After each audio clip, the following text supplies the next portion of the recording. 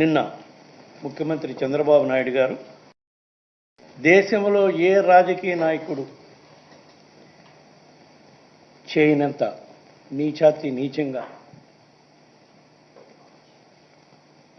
మాట్లాడారు.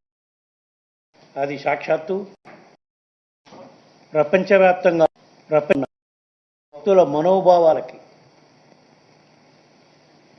భంగం కలిగే విధంగా మాట్లాడాడు. అది తెలిసిన వెంటనే నేను గత ప్రభుత్వంలో టీటీడీ చైర్మన్గా 4 సంవత్సరాలు ఉన్న ఆ బాధ్యతలో ఉన్నప్పుడు మేము చేసిన కార్యక్రమాల వల్ల భక్తుల మనోభావాలు కాపాడుకుంటూ వచ్చాం కాబట్టి దానికి ఇమీడియట్గా నేను రియాక్ట్ అయ్యి ఒకటే చెప్పడం జరిగింది. నేనెట్లా హిందువైండు వెంకటేశ్వర స్వామిని కలియుగ ప్రత్యక్ష దైవంగా భావిస్తూ పూజిస్తాను.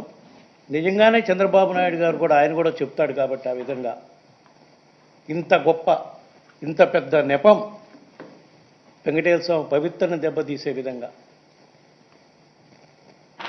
భక్తుల మనోభావాలు దెబ్బతీసే విధంగా స్వామివారికి సమర్పించే నైవేద్యాల్లో భక్తులకి ఇచ్చే లడ్డుల్లో ఆ మాట అంటానికే ఒళ్ళు గగురుపాటు కలుగుతుంది. జంతువుల కొవ్వు వాడుతున్నామని మాట్లాడటం చూసిన తర్వాత నేను అప్పుడే చెప్పాను, ఇంతకన్నా నీచమైన ఘోరమైన కార్యక్రమం ఉంటూ ఉండదు. నేను వెంకటేశ్వర స్వామిని నమ్ముతున్నాను, మీరు కూడా వెంకటేశ్వర స్వామి భక్తుడని చెప్తారు కాబట్టి రండి ప్రమాణం నేను చేయటానికి సిద్ధంగా ఉన్నా.